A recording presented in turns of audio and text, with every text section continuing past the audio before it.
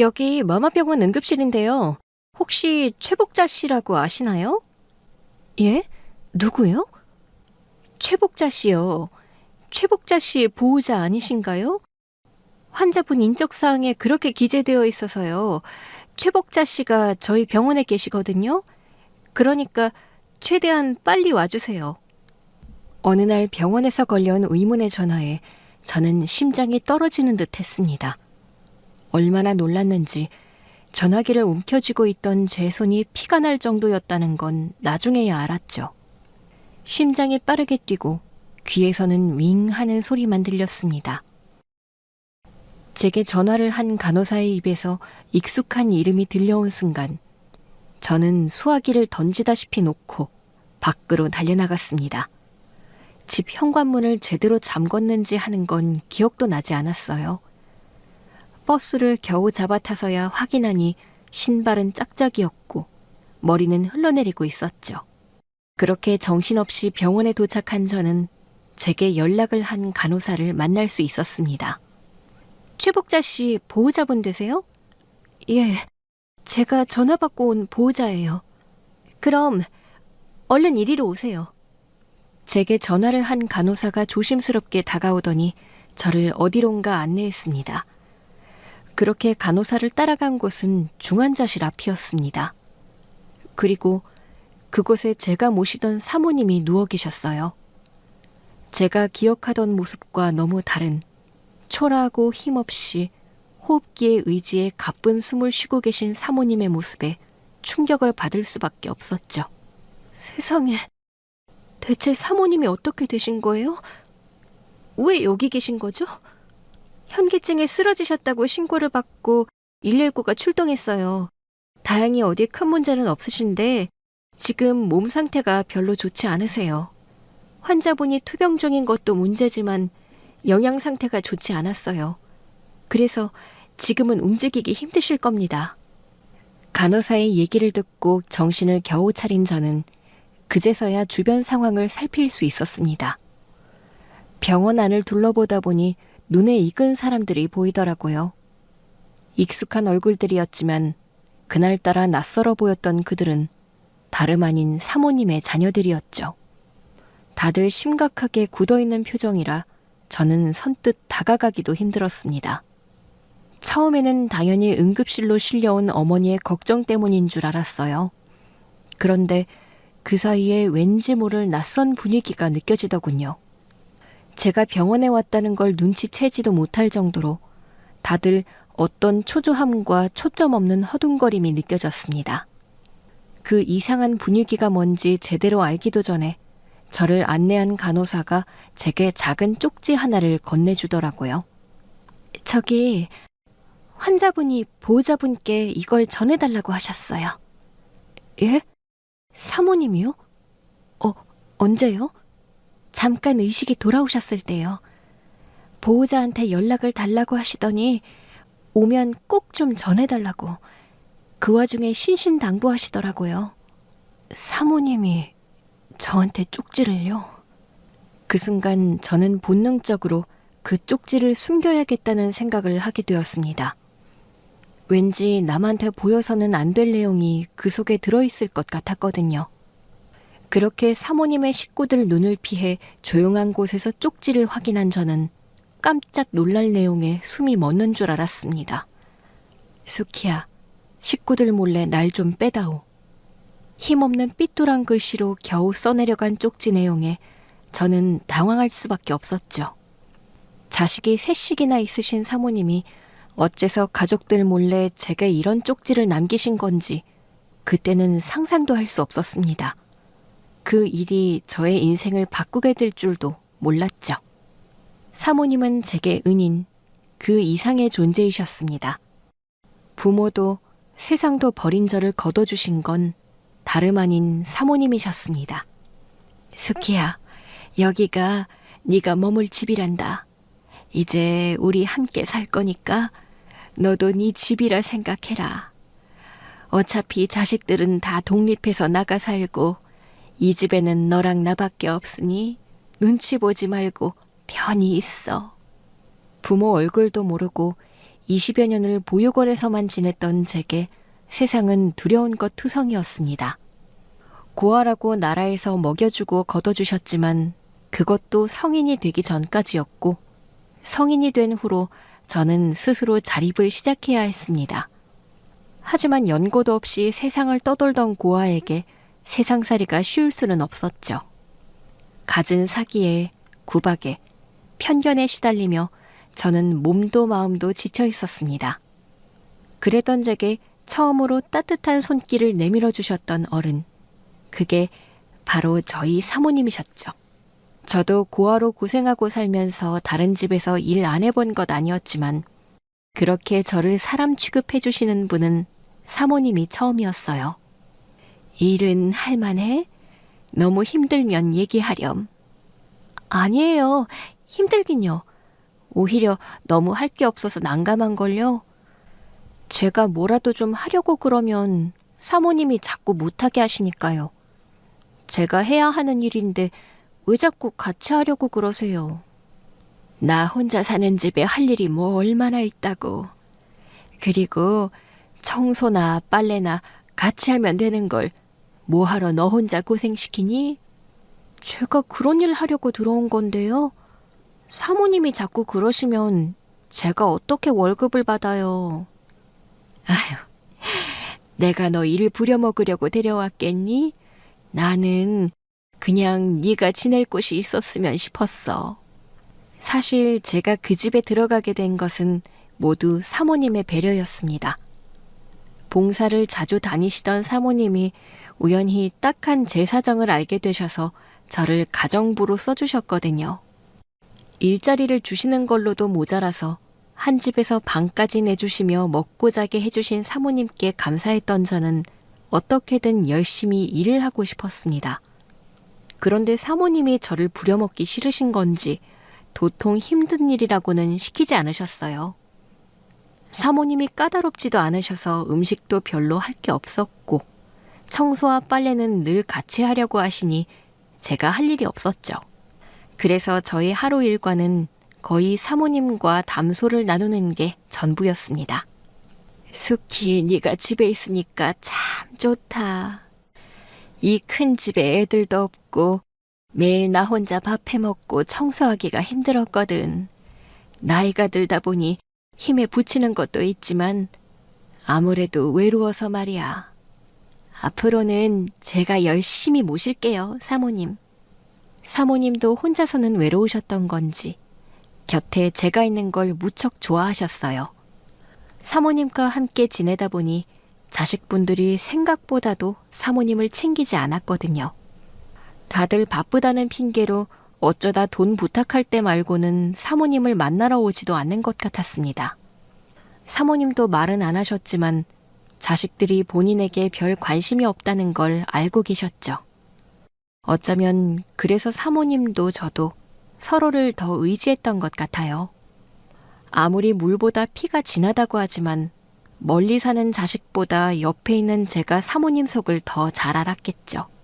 그래서 저도 가능하다면 평생 사모님을 모시고 싶다는 생각했습니다. 저도 사모님을 부모님처럼 의지했으니까요. 하지만 저의 그런 바람은 이루어지지 않았습니다. 사모님, 병원 혼자 가셔도 되시겠어요? 제가 같이 가는 게 낫지 않을까요? 아니야. 숙희 너는 집에서 할 일 하고 있어라. 어차피 차가 필요해서 큰애가 오기로 했어. 운전해서 차 타고 다녀올 거니까 걱정하지 마. 언젠가부터 기력이 없으시던 사모님이 아드님께 부탁해서 같이 병원을 다녀오셨습니다. 사모님, 어떻게 되셨어요? 병원에서 뭐래요? 별거 아니래. 그냥 내가 나이가 들어서 기력이 딸리나 봐. 그래요? 정말 별일 없대요? 그래, 다른데 이상 없이 건강하단다. 큰애가 그렇게 말했으니까 괜찮을 거야.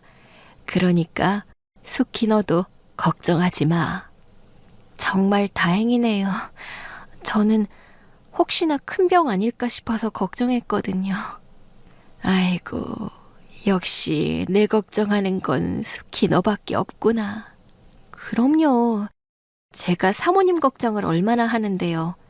사모님이 잘못되시는 건 상상도 하기 싫어요. 그러니까 오래오래 건강하셔야 해요. 아셨죠? 걱정하던 제 마음과 달리 다행히 사모님은 별 이상이 없다고 하셨습니다. 그래서 저도 마음을 놓고 있었죠. 그런데 그때부터 갑자기 사모님의 자녀분들이 연달아 찾아오기 시작하더라고요. 그동안 연락도 뜸하고 명절에나 한번 볼까 말까 한 사람들이 번갈아가며 사모님을 만나러 집을 들락거리기 시작하는 겁니다. 그리고는 어느 날 저는 자녀분들에게 해고 통보를 받게 되었어요. 이제 어머니가 나이가 있으시고 요즘 건강도 안 좋으셔서 우리가 걱정이 많아요. 근데 사모님 건강은 별 이상 없다고 그러시던데요? 아닌가요? 큰 병은 없지만 노인네가 언제 어떻게 될지 모르는 거고. 아무튼 어머니는 우리가 모시기로 했으니까 그쪽은 이제 그만 나와도 될 것 같아요. 아니지 오빠. 나오는 게 아니라 나가야지. 이 여자가 여기서 살고 있잖아. 우리 엄마 집에서. 아, 그랬나? 아무튼 가정부 일은 그만해도 되니까 하루빨리 짐 정리해서 나가도록 해요. 예? 그게 무슨... 지금 저더러 일을 그만두라는 말씀이신가요? 못 배워서 그런가 말귀를 못 알아듣네. 오빠가 하는 말 못 들었어요? 우리 엄마 이제 우리가 모실 거라니까? 내가 들어와 살아야 하는데 남이랑 살 수는 없잖아. 상황 봐서 일해주시는 분 따로 구할 거라서 그쪽이 할 일은 없어요.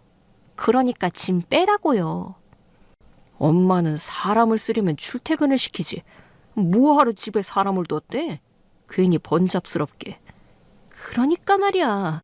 요즘 세상에 뭘 믿고 저런 사람을 집안에 들이는지. 하여간에 우리 엄마도 유난스러워. 제가 그 집에서 먹고 지내며 일하던 몇 년 동안 아무 말도 없던 자식들이 갑자기 저더러 나가라고 하더라고요. 사모님이 건강이 나빠지셨으니 자식들이 직접 모시고 살겠다면서 입주 가정부가 필요 없어졌다는 겁니다. 당황스럽고 갑작스러운 일이기는 했지만 돈 받고 일하는 입장이었던 저는 따질 말이 없었어요. 제게는 어머니 같은 분이라 떨어지는 게 싫었지만 싫다고 나설 수 있는 입장이 아니었죠. 그렇다고 사모님께 부탁을 드리자니 주제 넘은 것 같기도 했고 어디가 아프신지 몰라도 몸이 안 좋으시다는 사모님을 저까지 귀찮게 하고 싶지 않았습니다. 그렇게 할 수 없이 그 집을 나오게 된 지 몇 달. 저는 병원에서 걸려온 갑작스러운 전화를 받고 사모님을 다시 마주하게 되었습니다. 사실 그 집을 나올 때까지만 해도 저는 무슨 일이 벌어질지 알 수 없었어요. 그동안 사모님에게 별 관심 없었던 자식들이 저를 쫓아냈을 때에도 저는 그들이 정말 진심으로 사모님을 걱정하는 거라 생각했거든요. 그래서 제가 없어도 사모님이 잘 지내고 계신 줄만 알았습니다. 그런데 겨우 몇 달 만에 뵌 사모님이 병원 침대에 누워 계신 모습을 본 순간 제 다리는 덜덜 떨리기 시작했어요. 그리고 간호사가 제게 의문의 쪽지를 전달했을 때에는 심장이 멎는 기분이었습니다. 숙희야, 식구들 몰래 날 좀 빼다오. 그 짧은 문장을 보는 순간 저는 자식들을 의심할 수밖에 없었습니다. 유난히 불안해 보이는 자식들의 모습에 저는 확신할 수 있었습니다. 제가 없는 사이 그 집에서 무슨 일이 일어났다는 것을 말이죠. 그렇게 생각한 저는 사모님이 시키시는 대로 실행하기로 했습니다. 사모님의 자식들은 마침 자리를 비운 참이었어요. 아픈 부모를 두고 다들 어디를 간 건지 황당했지만 저에게는 오히려 다행이었죠. 그렇게 그때를 틈타 저는 조용히 퇴원 절차를 밟기 시작했습니다. 무엇보다 환자 본인의 의지가 확고하다는 진술서를 남기고 조심스럽게 사모님을 휠체어에 옮겨 담요로 감쌌죠. 그때 의식을 찾으신 사모님이 제 이름을 부르셨습니다. 수키야, 사모님, 깨어나셨어요? 괜찮으세요? 사모님, 저예요, 수키예요. 그래, 수키야. 네가 와줄 줄 알았어. 여기까지 와줘서 고맙다, 정말. 무슨 말씀이세요? 당연한 일이죠. 사모님이 그렇게 되셨다는데 제가 어떻게 안 올 수 있겠어요. 고마워. 그런데 수키야, 애들은 없는 거지? 예, 어디 갔는지 다들 자리를 비웠더라고요. 지금 그 틈에 나가려고 하는 거예요. 서둘러야 해요. 근데 어디로 모실까요, 사모님? 지금 경찰서로 가자. 사모님, 아직 의식도 제대로 못 차리셨는데 경찰서라뇨? 안 돼. 경찰서로 가야 해. 당장. 그렇지 않으면 내 자식들이 날 어떻게 할지 몰라. 사모님은 그 순간에도 연신 문 밖을 살피며 겁에 질려 계셨습니다. 그리고 자식들이 모르는 사이에 경찰서로 가야 한다고 하시더라고요. 사모님, 대체 무슨 일이세요? 제가 없는 사이에 무슨 일이 있었던 거예요? 나 이제 내 자식들 못 믿는다. 내 자식들이 내 재산을 노리고 나를 이렇게 만든 거야. 아무래도 사모님은 그냥 현기증에 쓰러지신 게 아닌 듯 했습니다. 저를 보며 말씀하시는 사모님의 표정과 말투가 장난 같지 않았어요. 당장이라도 병원을 벗어나서 경찰서로 가자는 사모님의 재촉에 저는 서둘러 택시를 잡아야 했습니다. 그리고 경찰서까지 향하는 택시 안에서 저는 사모님에게 기막힌 이야기를 전해 듣게 되었죠. 사모님, 이제 아무도 없어요. 그러니까 한번 말씀해 보세요. 대체 무슨 일이래요, 이게? 경찰서는 왜 가야 하고 식구들한테는 왜 말하지 말라고 그러시는 거예요? 수키야, 내가 암이래. 말기암. 예? 암이라뇨? 사모님은 분명 건강하다고 그러셨잖아요. 나도 그런 줄만 알았지. 병원에 가서 내 보호자로 큰아들이 설명을 듣고 나한테 그렇게 말했거든. 아무 문제 없다고. 근데 나중에 수키니가 집을 떠나고 나서야 말을 하더구나. 내가 말기암이라고. 그리고 그때부터 애들이 나를 들들 볶고 괴롭히기 시작했어. 괴롭혀요? 사모님을요? 아니, 사모님을 왜 괴롭혀요? 어머니가 암에 걸렸다고 하면 걱정을 해야죠. 걔들은 내 걱정한 적이 없어. 애초에 나한테 내가 암이라는 것도 말 안 해줬잖니? 그건 의도가 있는 거란다. 그러네요. 왜 암인 걸 숨겼대요? 내가 곧 죽겠다 싶었겠지. 그래서 지들끼리 유산을 가지고 난리였어. 누가 한 푼이라도 더 받냐 하는 문제로 매일 나를 괴롭히더니 자기들끼리 씨름하며 싸우더구나. 그리고는 내가 죽기 전에 유산 상속을 끝내라고 나를 들볶았지. 사모님이 암에 걸리셨답니다. 분명 아무 문제 없다고 저한테 말씀하신 사모님이셨는데 알고 보니 병원에 같이 갔던 큰아들이 그 사실을 사모님에게 숨겼던 겁니다. 사모님의 몸 상태가 그렇게 심각한 줄 알았더라면 저도 순순히 집을 나가지는 않았을 거예요. 자식이라는 그 사람들이 내쫓더라도 그냥 쫓겨나지는 않았을 테죠. 그러나 자식들은 말기암에 걸린 어머니를 걱정하기는커녕 다들 유산만 탐내고 있었습니다. 자식 셋이서 누가 유산을 한 푼이라도 더 받을 거냐 가지고 싸우더니 기어이 유산 문제로 사모님을 괴롭혔다는 거죠. 아니, 사모님이 아직 돌아가신 것도 아닌데 어떻게 그 앞에서 돈 얘기를 해요? 얘들은 내가 아프거나 말거나 돈밖에 관심이 없었어. 병원에 나를 데려가서도 내가 얼마 남았는지만 궁금해했지. 내 치료에는 관심도 없더구나. 그러더니 오늘은 기어이 셋이 우르르 와서 이 사단을 벌인 거야. 지들끼리 싸우는 걸로 모자라서 몸싸움을 하다가 내가 밀렸어. 밀려서 넘어지면서 의식을 잃어버린 거야.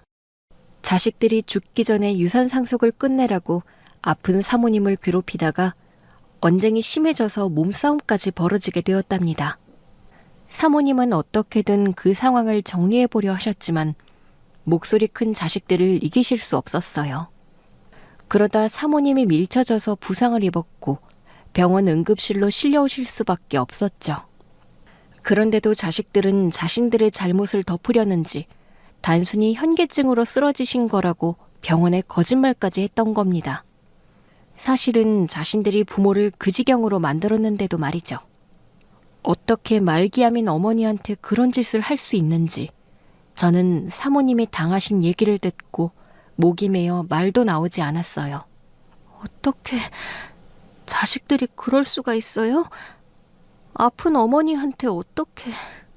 그래서 나한테 너밖에 없었어. 수키야, 내가 앞으로 믿을 사람은 너뿐이다.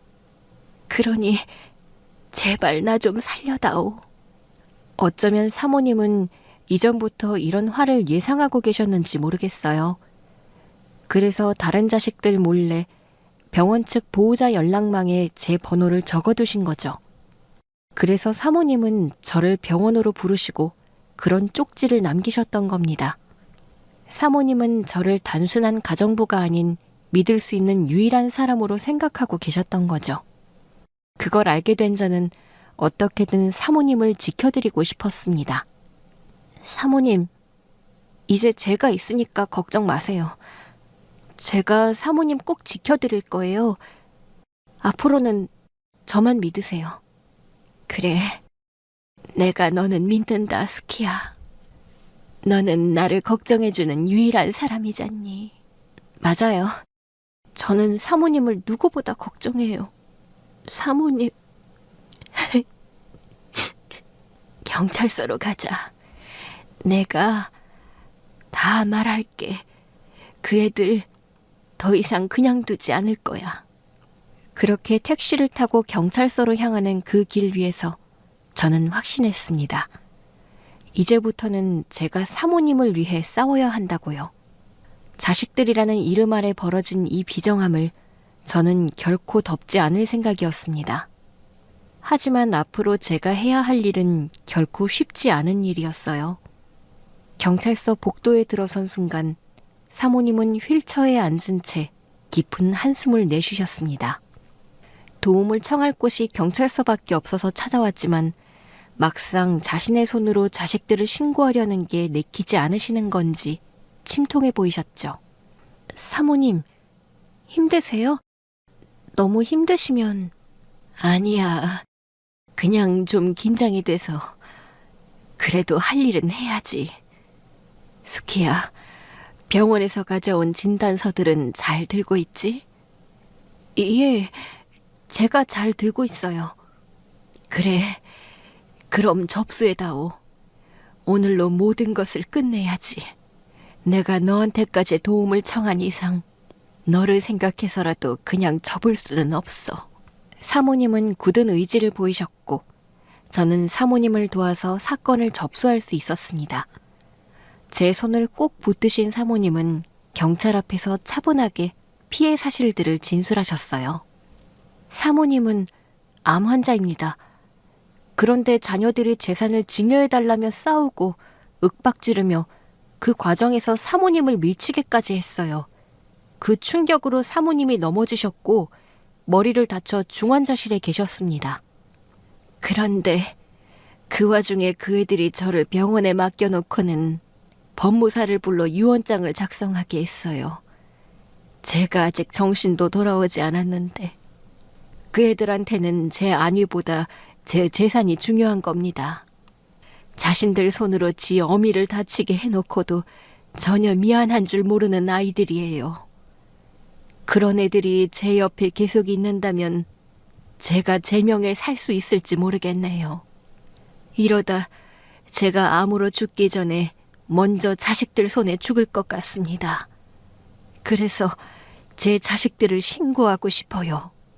사모님의 간절한 진술 내용을 들은 경찰은 사건의 심각성을 파악하고 곧바로 수사에 들어가기로 했습니다. 증거 자료가 있냐고 묻는 경찰에게 저는 들고 온 증거들을 넘겨주었어요. 증거들이 어떤 게 있을까요? 여기 병원 기록이랑 간호사 진술서가 있습니다. 아, 그리고 자식들이 중환자실 병실 안으로 법무사를 끌고 온 CCTV 영상도 있어요. 지금 병원에서 급하게 오느라 이 정도이지만 필요하다면 더 찾아보겠습니다. 이 정도도 충분할 것 같습니다. 이런 사건에서는 다른 것보다 피해자의 진술이 더 중요하거든요. 제 진술이 도움이 된다면 몇 번이고 하겠습니다. 그동안 그 아이들과 있었던 일들 전부 낱낱이 얘기할 수도 있어요. 사실 제가 매번 그 아이들과 하는 대화 내용을 녹음해 두었거든요. 놀랍도록 치밀한 사모님의 행동에 저는 다행이다 싶으면서도 서글픈 생각이 들었습니다. 오죽했으면 사모님이 자기 배로 낳은 자식들을 믿지 못하고 녹음까지 하셨을까 싶었거든요. 자기 피부치를 의심하고 걱정해야 하는 상황에서 사모님이 어떻게 지내셨을지, 저는 그 짧은 몇 달간 제가 사모님을 지켜드리지 못한 것이 너무나 한스러웠습니다. 그래서 저는 어떤 일이 있어도 끝까지 사모님을 돕기로 다시 한번 다짐했습니다. 아, 그리고 혹시 이게 도움이 될지는 모르겠는데 이건 사모님이 병원 측에 남기신 내용이에요. 저를 보호자로 지정하면서 식구들 몰래 데려가 달라고 쪽지를 남기셨거든요. 경찰은 정중하게 그 메모를 받아들여 읽었습니다. 그런데 그 순간 사무실의 문이 열리며 경찰 한 명이 뛰어들어왔습니다. 팀장님, 저 지금 최복자 씨 앞으로 신고가 들어왔는데요. 자녀분인데 어머니 실종 신고를 하시겠다고. 모친이 정신적으로 불안한 상태에서 병원을 탈출했다고 그러네요. 기막혔습니다. 아픈 부모 앞에서 유언장 들이밀며 강요할 때는 언제고, 그런 어머니가 사라졌다고 실종 신고를 한 겁니다.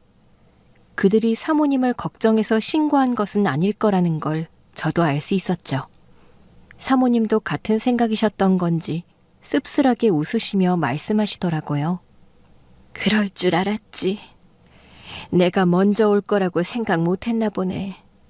저 신고보다 늦게 왔으면 영락없이 미친 사람으로 치부될 뻔했네요. 그쵸? 저희 사모님 정신 또렷하세요. 필요하다면 정신감정이라도 받을 테니까 제발 저희 말 들어주세요. 저희도 지금 상황을 주의 깊게 관찰하고 주시하고 있습니다. 억울한 피해자가 생기지 않도록 최선을 다할 테니까 너무 걱정 말고 믿고 기다려주세요. 저희를 돕겠다는 경찰의 말에 안심이 된 저는 늦은 밤 사모님을 병원으로 모실 수 있었습니다. 아직 자식들이 모르는 병원에서 사모님은 새벽이 한참 지나서야 겨우 잠에 드실 수 있었어요. 그리고 다음날 오후, 저는 사모님을 모시고 경찰서를 다시 찾았습니다. 고소가 접수되어 삼자대면을 하게 되었거든요. 그렇게 잠시 뒤 3명의 자녀들이 차례로 불려왔죠. 다들 처음에는 자신들이 왜 이곳으로 불려왔는지 모르는 눈치였지만 이내 사무실 안에 저와 사모님이 같은 자리에 있자 눈빛이 곧 바뀌더군요. 뭐야? 당신이 왜 또 여기 있어? 어머, 엄마, 저 여자 불러서 탈출했던 거야? 아니, 엄마 대체 왜 이래? 아니, 고소라니, 이게 무슨 소리야? 세상에 자식을 고소하는 엄마가 어디 있어 대체? 다들 뻔뻔하게 자기 할 말만 하는 모습에 저는 치가 떨렸습니다. 자신들의 어머니를 그렇게 괴롭혀 놓고 미안해하는 사람이 아무도 없더라고요. 어떻게 인간이 그럴 수가 있는지 저는 천륜을 저버린 그 사람들이 끔찍하기만 했습니다. 그건 제가 묻고 싶네요. 당신들이야말로 어떻게 된 거예요? 자식들 맞아요? 처음부터 이러려고 저를 집에서 내쫓은 건가요? 뭐야? 당신이 뭔데 그래? 무슨 자격으로 우리 엄마 옆에 서 있는 거야? 사모님이 오죽하시면 자식들 대신에 저한테 도와달라고 하셨을까요? 어떻게 사모님이 낳아 기른 자식들보다 몇 년 같이 산 가정부를 더 믿으실 수 있죠? 우리야말로 그게 의문이야. 당신이 그동안 우리 엄마를 뭐라고 꼬셨길래 엄마가 당신을 불러? 당신이 우리 엄마 꼬드긴 거 아니야? 어머, 설마 저 여자한테 재산 주려고 그러는 건 아니지? 그런 거 아니지? 당신들 정말 뻔뻔하네요. 아프다는 부모 앞에서 그 난리를 피우고 기어이 병원까지 실려오게 만들더니 병실에 법무사까지 불렀죠? 환자에게 유산을 내놓으라고 강요한 건 누구였죠? 당시 병원 간호사 진술에 따르면 사모님은 의식이 흐릿한 상태였어요.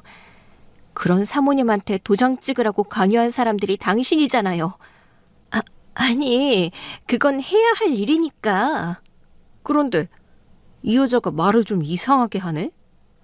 우리가 뭐 억지로 엄마한테 유산을 받아내려고 그랬다 이거야? 우리는 엄마가 정신이 있으실 때 얼른 서류 정리하려고 그런 거지.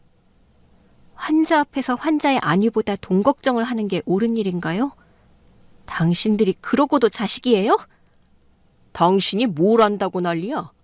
이건 우리 집안일이야. 어차피 엄마 돌아가시면 우리 셋이 나눠야 하는데 그 전에 정리를 해야 우리가 편할 거 아니야. 애초에 당신이 끼어들 일이 아니라고. 그래, 엄마 죽으면 어차피 그 유산 우리 거잖아. 우리 거 미리 좀 달라 그러는 게 뭐가 문제인데? 사모님이 말기암이라고 그래도 아직 돌아가신 거 아니잖아요. 언제 돌아가실지도 모르는 분 앞에서 걱정하지는 못할 망정 유산 내놓으라 난리 피우는 게 잘했다는 얘기인가요? 다들 정말 피도 눈물도 없는 사람들이네요. 우리가 유산으로 싸우던 말던 네가 무슨 상관인데? 가족도 아닌 당신은 빠지라니까? 자식들은 다들 자기 할 말만 할 뿐이었습니다. 그 순간 사모님이 제 앞을 막으며 나서셨어요. 다들 입 다물지 못해? 니들이 무슨 자격으로 수키한테 화를 내니? 여기서 내 걱정하는 사람은 수키 하나뿐이야. 어머니, 저 여자는 우리 가족도 아니에요. 어머니가 저 여자한테 어떻게 속고 계시는지 모르겠지만 어머니 자식은 저희입니다. 어머니가 죽고 제사 지내드릴 사람은 장남인 저라고요. 됐다. 니들이 내 자식이라니. 그런 불행도 없지. 가족, 자식, 제사? 아직 멀쩡히 살아있는 애미 앞에서도 신경 하나 안 쓰는 니들이 나 죽고 내 재산은 퍽이나 신경 쓰겠다. 니들 때문에 내가 정말 죽을 뻔했어. 그런데도 니들이 무슨 할 말이 있어. 엄마, 정말 왜 그래? 그래도 자식은 우리인데 엄마한테는 우리밖에 없어. 안 그래? 아니, 이제 너희들은 내 자식 아니다. 내 걱정하는 건 여기 수키밖에 없고 나는 이제 니들한테서 벗어나고 싶구나. 더는 너희들 욕심에 휘둘리지 않을 거야.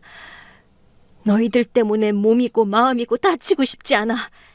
그러니 나는 너희들을 고소할 거다.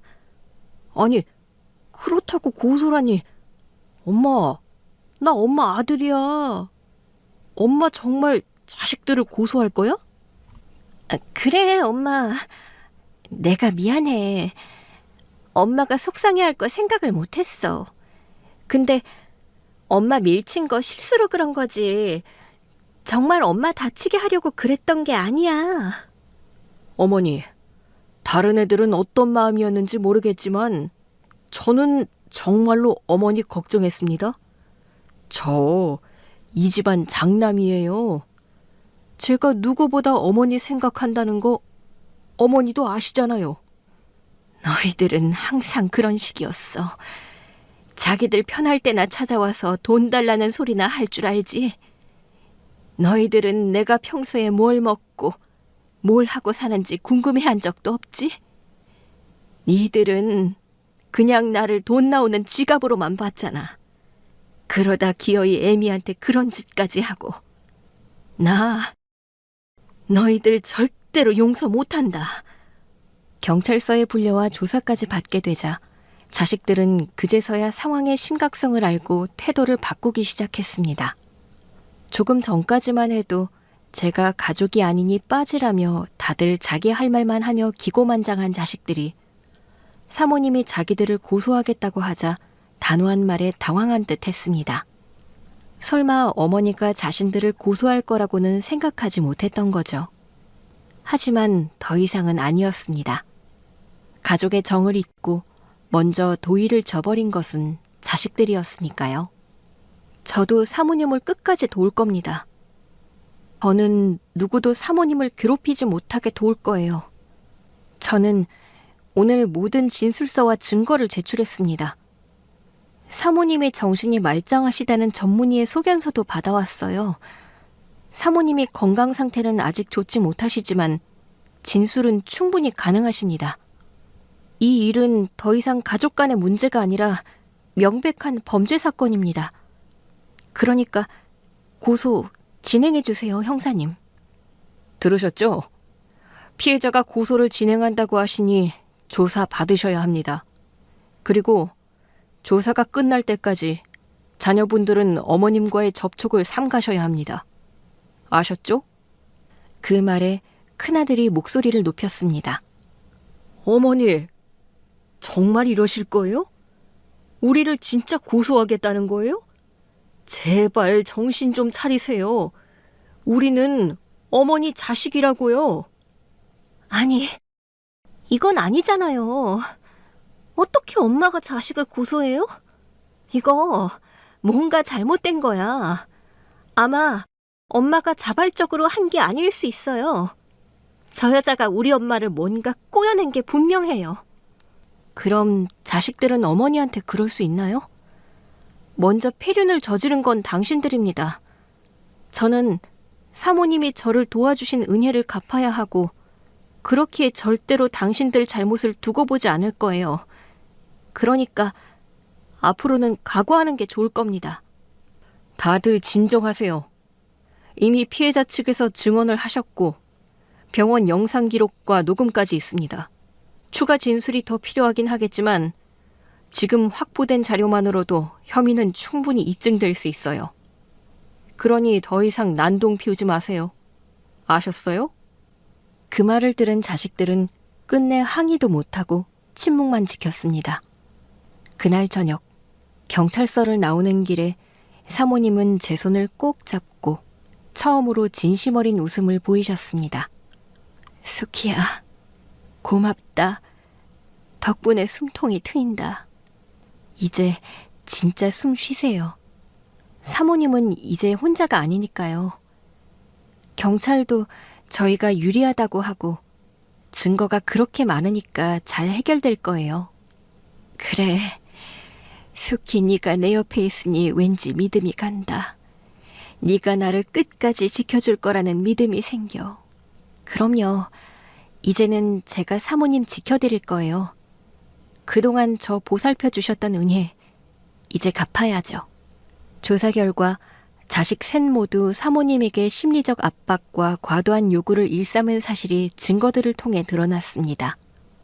특히 장남이 자신에게 재산을 미리 증여하지 않으면 사모님을 요양병원에 보내버리겠다며 으름장을 놓은 정황까지 녹음으로 모두 확보됐죠.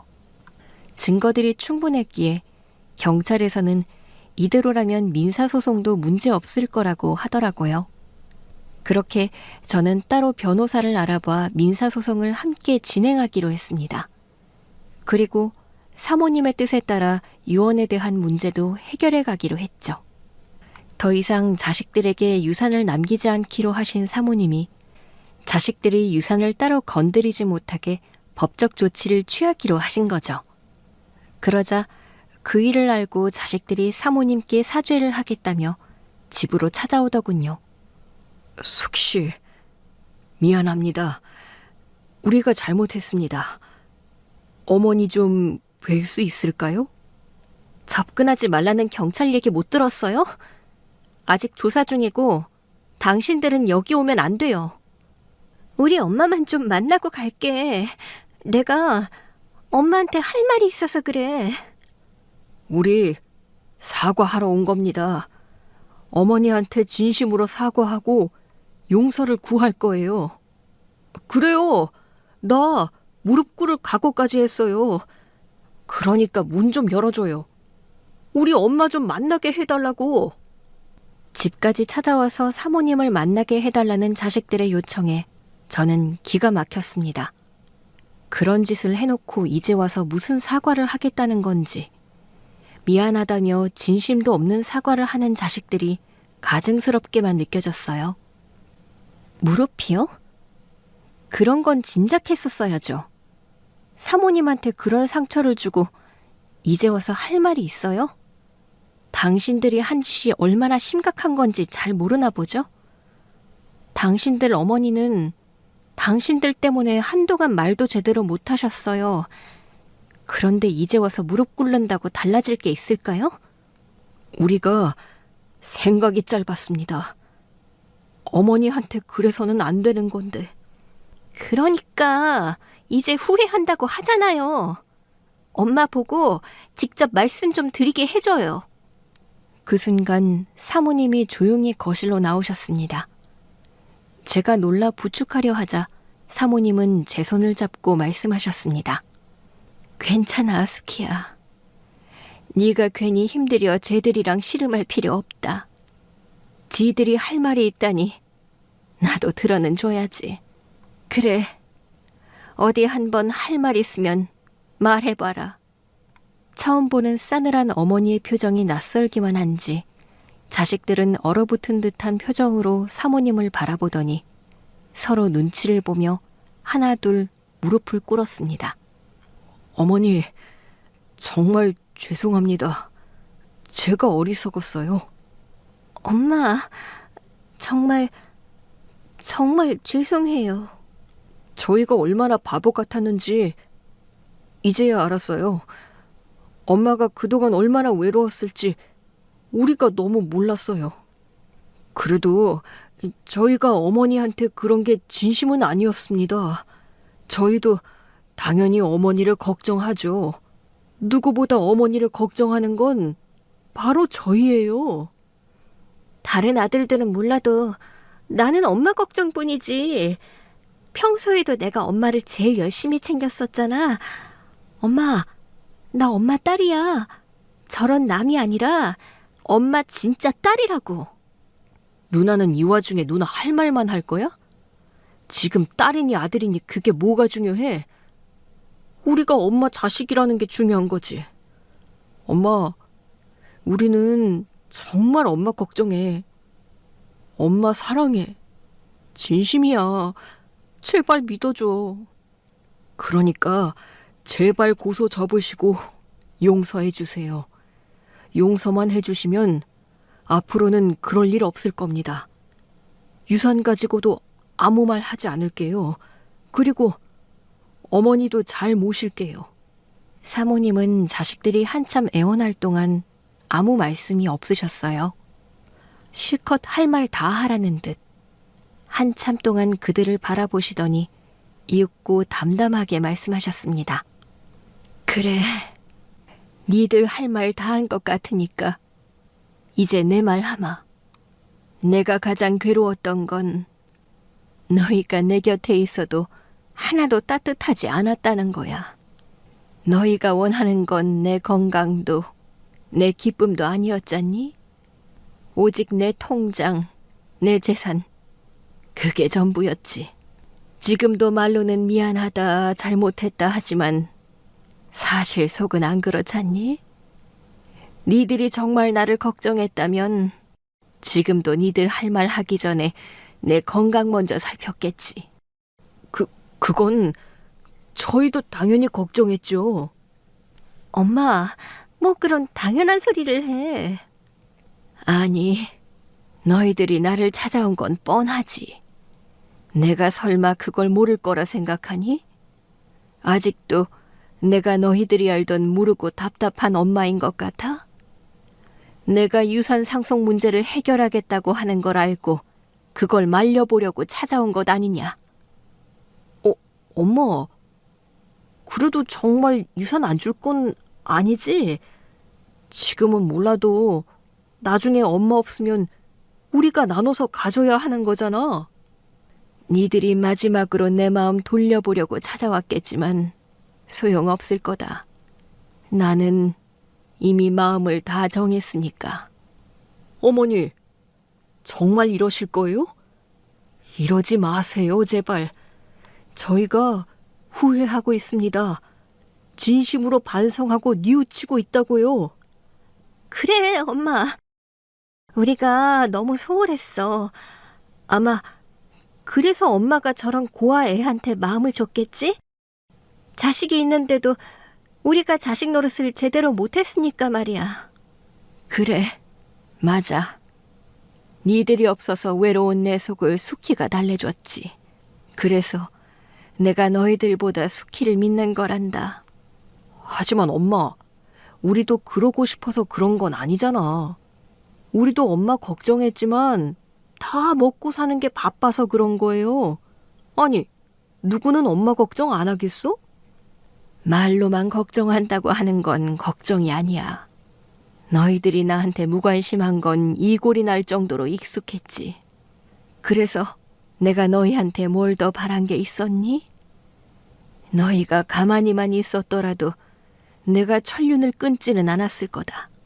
하지만 니들은 내 앞에서 아주 선을 넘어버렸어. 관심을 못 줄지언정 그런 짓을 하지는 말았어야지. 엄마 마음 알겠어요. 그래도 한 번만 용서해 주세요. 다시는 욕심 부리지 않을게요. 다시는 엄마 앞에서 그런 말 안 해요. 엄마가 시키시는 대로 뭐든지 할게요. 제발 마지막 기회를 주세요, 어머니. 저희도 오죽 힘들면 이러겠습니까? 그래, 엄마도 자식 걱정을 좀 해야지. 엄마야말로 왜 이렇게 자식 걱정을 안 해? 됐다. 니들이 정말 그렇게 생각하면 나도 더 할 말 없구나. 니들도 나도 서로 가족으로 생각하는 것 같지 않은데 무슨 할 말이 더 있겠니? 아무래도 우리 부모 자식의 연은 여기까지인 모양이다. 어머니! 내 남은 인생은 앞으로 수키와 함께 할 거야. 너희가 아니라 수키가 내 가족이다. 너희는 내 자식이지만 나를 아프게 하고 힘들게 했어. 너희들 욕심 때문에 나를 사지로 내몰았지. 너희들이 그러는 동안 오직 나를 생각하고 나를 걱정한 건 수키였어. 그러니 내 가족은 수키뿐이다. 유사는 사회에 환원할 테니 그런 줄 알고 있으렴. 그러는 법이 어디 있어? 환원이라니. 그럼 우리 몫은? 나는 이미 너희들에게 해줄 만큼 다 해줬다. 너희들이 자립할 수 있도록 공평히 지원을 했고 부모로서 해야 할 도리를 다 했지. 그러니 남은 재산은 오로지 나를 위해서 쓰련다. 내 남은 삶이 얼마인지 모르겠지만 더는 너희들 같은 자식들에게 휘둘리면서 살지 않을 거야. 그 말을 끝으로 사모님은 자식들을 집에서 내쫓으셨습니다. 물론 자식들은 순순히 나가려고 하지 않았죠. 유산을 물려줄 생각 없다는 사모님의 말에 다들 난리가 났거든요. 자식으로서 마땅히 받아야 할 돈이라며 사모님을 또 괴롭히려고 하는 것을 제가 경찰에 신고하겠다는 협박으로 쫓아냈습니다. 다행히 아직 고소가 진행 중이었기에 경찰을 부른다는 말에 그들도 겁을 먹더라고요. 그 후 형사고소는 다행히 무리 없이 진행되었고 자식들은 각각의 법적 처벌을 받아야 했습니다. 그리고 제가 변호사를 통해 한 민사고소 역시 승소하여 사모님이 자식들에게 각각 위자료를 받아내실 수 있었어요. 자식이 부모에게 피해 보상을 해야 하는 상황이라니 남들이 알면 혀를 찰 일이었죠. 그 후 사모님은 유산을 사회에 환원하신다는 내용으로 유언장 정리를 마친 후 저를 법적 보호자로 지정하셨습니다. 나중에라도 사모님께 보호자가 필요할 때 자식들 대신 제가 나설 수 있게 된 거죠. 부모를 괴롭혀서 법적 처벌을 받은 자식들이었기에 제가 사모님의 보호자가 되는 건 어렵지 않았어요. 그리고 그렇게 저희는 정말 가족이 되었습니다.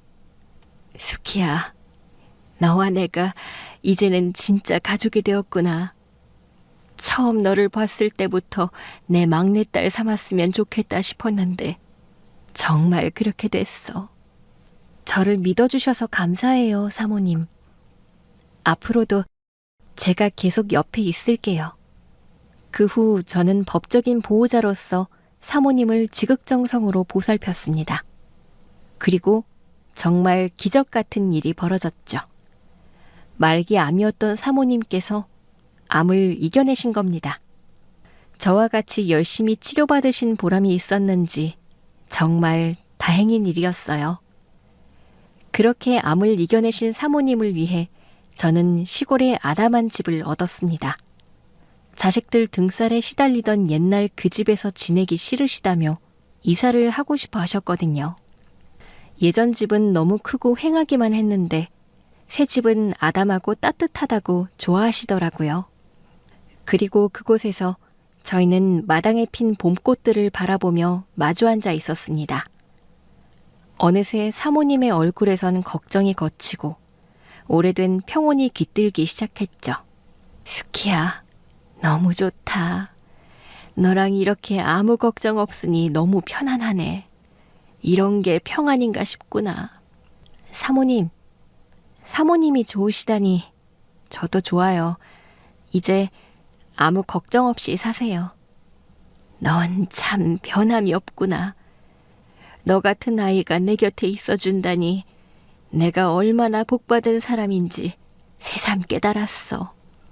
아니에요. 저야말로 감사하죠. 고아로 외로웠던 저한테 가족이 되어주셨던 건 사모님이시잖아요. 나한테도 이제 가족은 너뿐이지. 우리 앞으로도 오래 행복하게 지내자꾸나. 사모님, 이제 이곳에서 저랑 함께 새 출발해요. 여태껏 사모님이 늘 먼저 베푸셨으니 이제는 제가 은혜를 갚을 차례예요. 수키야, 넌 항상 이렇게 나보다 앞서서 생각해 주는구나. 고마워, 수키야. 그렇게 건강을 되찾으신 사모님은 일거리가 필요하시다며 마당에 텃밭을 만드셨어요. 그리고 매일 흙을 만지고 씨앗을 심으시며 열심히 텃밭을 가꾸셨죠. 그리고 사모님은 새로운 동네에서 새로운 이웃들과도 교류를 시작하셨습니다. 예전에는 병풍처럼 높은 담에 다른 이웃들을 만들기도 쉽지 않았는데 작은 마을이라 사람들이랑 어울리기가 좋으신가 봐요. 그렇게 동네를 다니시는 사모님은 사람들을 보며 저를 이렇게 소개하셨습니다. 얘는 스키예요. 내 딸. 어머, 딸이었어? 나이 차이가 꽤 있어 보이길래 나는 또 누군가 했지. 막둥이인가 보네. 예, 맞아요. 우리 막둥이예요.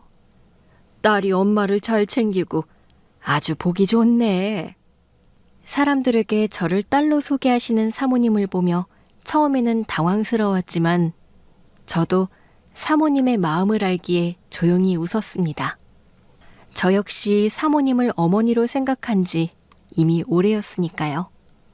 그렇게 저희는 한적한 곳에서 마음을 추스리며 진짜 모녀처럼 지내고 있었어요. 그러던 어느 날 사모님이 저를 조용히 불러 말씀하셨습니다. 수키야, 이거 받아라. 이게 뭐예요, 사모님? 내가 널 위해 작은 통장을 하나 만들어 놨단다. 네? 통장이라뇨? 별거 아니고 나중에 나 없고 너 혼자 되면 요긴하게 쓰라고. 사모님, 유산은 전부 사회에 환원하기로 하셨잖아요. 이건 유산이 아니라 내 선물이야. 다른 자식들한테는 이미 이것저것 해준 게 많다고 했잖니? 대신 너한테도 뭔가를 해주고 싶어서. 사모님, 내가 너를 막둥이 딸이라고 하는 거 진심이란다. 그러니 내 마지막 자식에게 뭐라도 남겨줘야지. 저도 알죠. 저도 사모님을 어머니로 생각하고 있어요. 하지만 그래도 이러지 않으셔도 돼요. 내가 주고 싶어서 그러는 거야. 내가 너를 친자식으로, 가족으로 생각했다는 증거라도 남기고 싶어서. 사모님은 자식들에게는 단 한 푼도 넘기지 않겠다고 결정하셨고, 돌아가시면 재산을 사회에 환원하기로 하셨지만 저에게만은 작은 몫을 안겨주셨습니다. 물론 저에게는 너무나 컸지만요. 하지만 무엇보다 저는 그 돈보다 사모님이 제게 보여주신 마음이 더 크게 느껴졌습니다. 그래서 그보다 더 값진 유산은 없다고 생각했죠. 그렇게 고아였던 저는 사모님의 가족이 되었고, 사모님은 제 삶의 빛이 되어주셨습니다. 그 어떤 것도 빼앗을 수 없는 믿음과 사랑, 고난과 역경의 순간을 함께 겪은 우리는 이제 세상 누구보다 단단한 가족이 된 것 같아요. 그럼 앞으로도 저는 사모님을 모시며 잘 살아가겠습니다. 감사합니다.